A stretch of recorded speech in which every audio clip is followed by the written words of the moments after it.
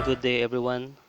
Ngayon ipapakita ko kung paano ko in-sketch ang Pambansang Kamao, Senator Manny Pacquiao. By the way, hindi pala ito isang tutorial video. Gamit ang number 2 Mongol pencil, inumpisahan ko munang sketch ang mata ni Senator Manny. Then sinunod ko yung ilong and then yung kanyang bibig. Sa pag-umpisa pa lang ng pagdodrawing, in-identify ko na kung ano yung mga prominent features ng mukha. Remember, dahil sketch pa lang ito, kailangan na malabo muna yung guhit natin. Mapapansin nyo yung hawak ko sa ating pencil, tripod position muna, and then yung kamay ko nasa parteng gitna ng lapis. Mapapansin din nyo na hindi rin naka-fasten or walang tape yung paper. Mas komportable ako kasi dito kapag freehand drawing. After kong sketch yung korte ng muka, sinunod ko yung sa may leeg, and then yung sa may hairline. Of course, malabo lang din muna yung sketch natin ha. Tapos nun, ididitali ko na ngayon yung kanyang mata. Ayan, medyo medium to thick line na yung ginagamit natin. Every now and then, tupitingin ako dun sa aking kinokopyahan. Baka kasi mapaluyo yung drawing ko dun sa kinokopyahan eh. Teka, napapansin niyo ba kung nasaan nakapatong yung kaliwang kamay ko? Tama, naandun yun sa upper left hand corner ng papel. Ginagamit ko siya para in-place yung papel and at the same time para pihitin yung papel sa angle na gusto ko. May pagkakataon kasi na kailangan naka-fasten yung papel sa table. Ako kasi ay komportable ako dito sa posisyon na to. So, depende na rin siguro sa inyo kung saan kayo mas magiging komportable at effective.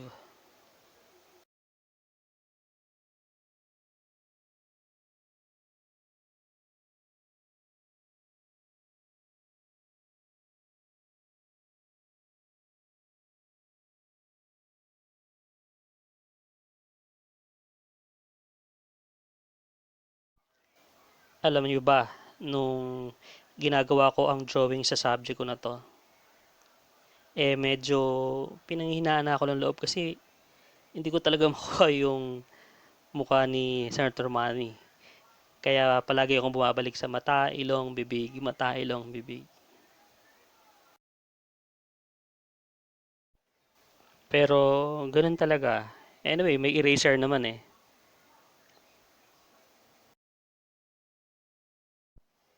And speaking of eraser, kneaded eraser ang gamit ko pala dito.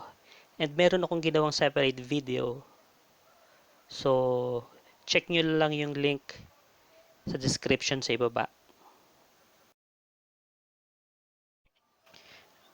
Dito gumamit ako ng extra sheet of paper para makuha ko yung tamang sharpness or dullness nung lid ng Mongol pencil.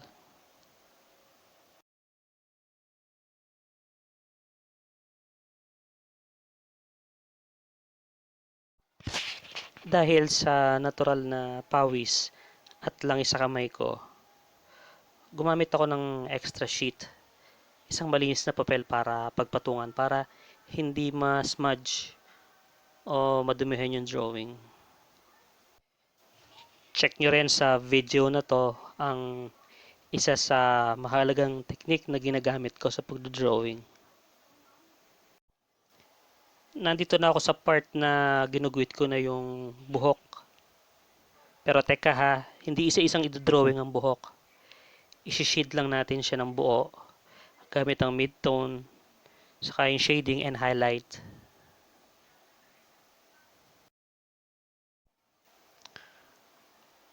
Overhand grip na rin ang hawak ko sa Mongol pencil.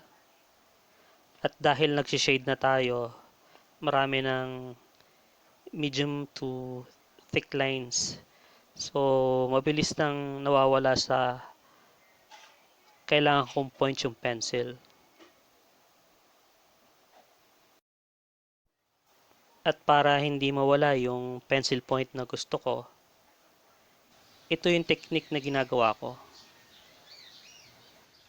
Pinapaikot ko yung lapis para nagagamit yung lahat ng sides ng LED para manatili yung pencil point na gusto ko. Di ko po-produce yung tamang itim nung shade o yung darkest tonal value gamit ang Mongol pencil. Pero pwede pa rin natin paitimin gamit yung paulit-ulit na pagguhit o pagpatong-patong ng linya. Nababago ko rin yung lightness o yung darkness ng line sa pamamagitan ng pagbabago ng pressure dun sa lapis. Mas magaan, mas lighter. Pag mas mabigat, mas malinaw o mas maitim yung mapoproduce na line or shade. Dito nilalagyan ko na ng shade yung background para umangat yung t-shirt.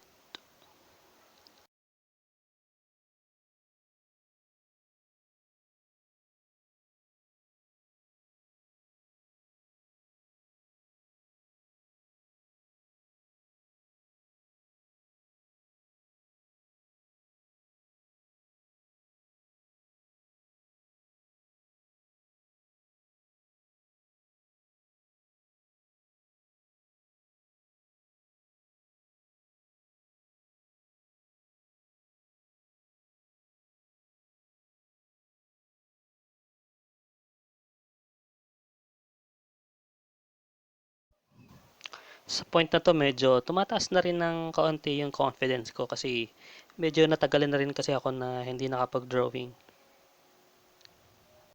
Medyo nagawa na rin natin na hawig yung subject natin sa kinokopyahan. Dito hindi ako gumamit ng tissue brush para smudge yung mga shades natin. Gumamit lang ako ng lines sa pag-shade at hatching and gamit ng kneaded eraser para yung ipakita yung highlights.